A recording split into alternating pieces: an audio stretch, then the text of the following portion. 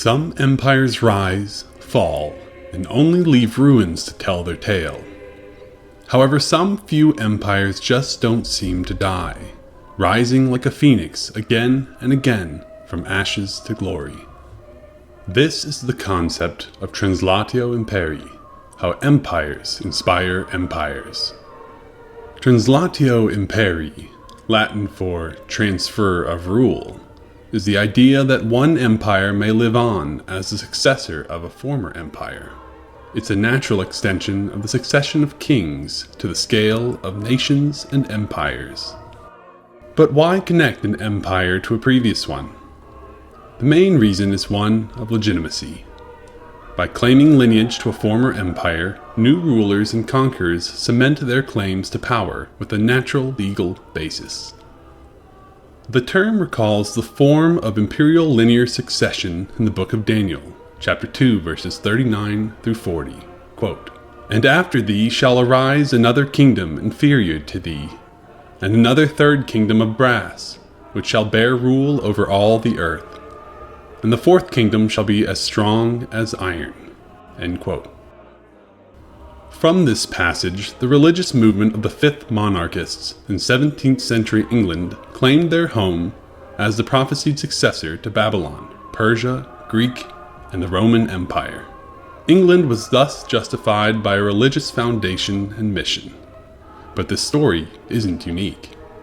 A similar concept emerged in 17th century Portugal as the Fifth Empire through the sermons and writings of Jesuit and diplomat Father Antonio Vieira. The Portuguese Empire stretched across the globe, so it's no surprise some saw it as the fulfillment of the prophecy in Daniel. Translatio imperii, however, long predated these interpretations of Daniel. Troy, both historical and mythological, plays a unique role as the claimed origin for many peoples, Greek, Roman, and even Norse. In the Prose Edda, the Nordic gods are suggested to be former Trojan heroes, thereby tying Norse interests to ancient Greece. Notably, Thor is described as originally from Thrace, the same home of the Greek god of war, Ares. The Roman poet Virgil, and later Dante, assumed Rome ruled by Caesar Augustus as the new Troy, but it was the Roman Empire itself that became the ultimate template for later Western powers. In Virgil's Aeneid, Rome's national epic, the god Jupiter prophesied the empire's timelessness and universality. Quote, "On the Romans I impose no boundaries of time or place. I have granted them empire without end." End quote. And throughout history, the Roman Empire is continually resurrected. By far the most famous application of translatio imperii is the Holy Roman Empire's claim as the revival of the Western Roman Empire. Charlemagne, by agreement with Pope Leo III, was crowned as Roman Emperor in 800 AD, after a 300-year slumber of the Roman name. Otto I would continue the title, marking the Holy Roman Empire that continued for over 800 years. But the new empire would have a new character to match. The addition of holy to the new empire's name symbolized that the foundation of the medieval resurrection of the Roman Empire would stand on Christianity rather than on the mythological murder of Remus by Romulus. This Christianized rebirth of ancient greatness is embodied in the scholar Alcuin's letter to Charlemagne, writing, quote, "A new Athens will arise in France, and an Athens fairer than of old. For our Athens, ennobled by the teaching of Christ, will surpass the wisdom of the Academy." End quote.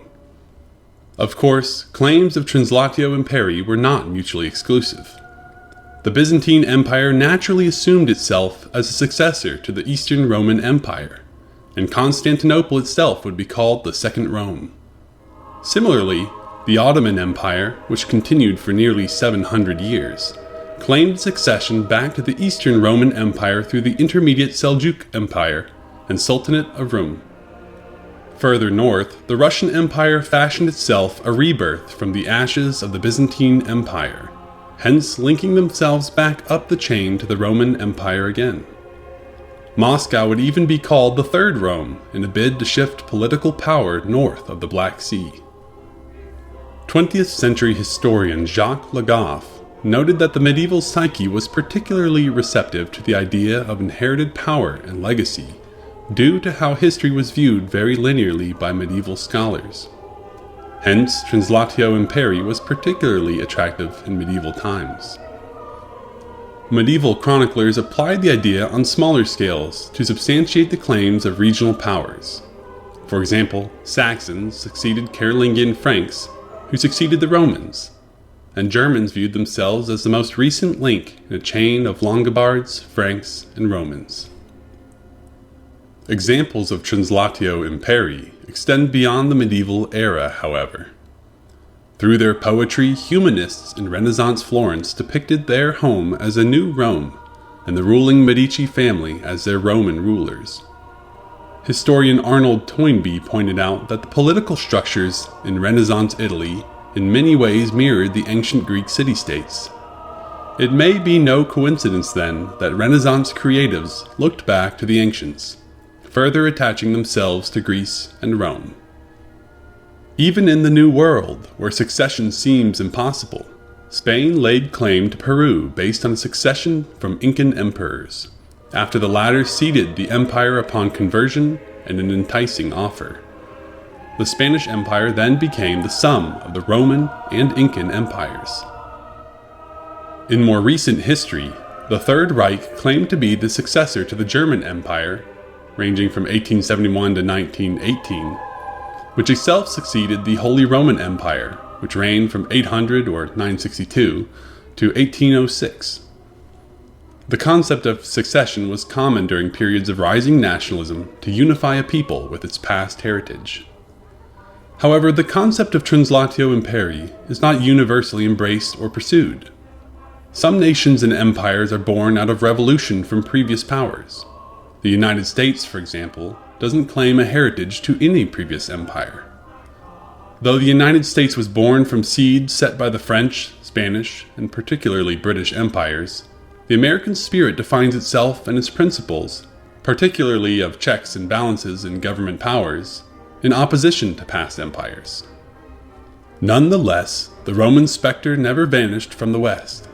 It has been summoned in Europe within the last century, and may yet be summoned again. But who will dare claim the name of Rome next? Thanks for watching. If you enjoyed this video, be sure to like, subscribe, and comment down below with your thoughts on the nature of the succession of empires. Also go check out our X account for daily content and our website at thinkingwest.com for long-form essays. Until next time.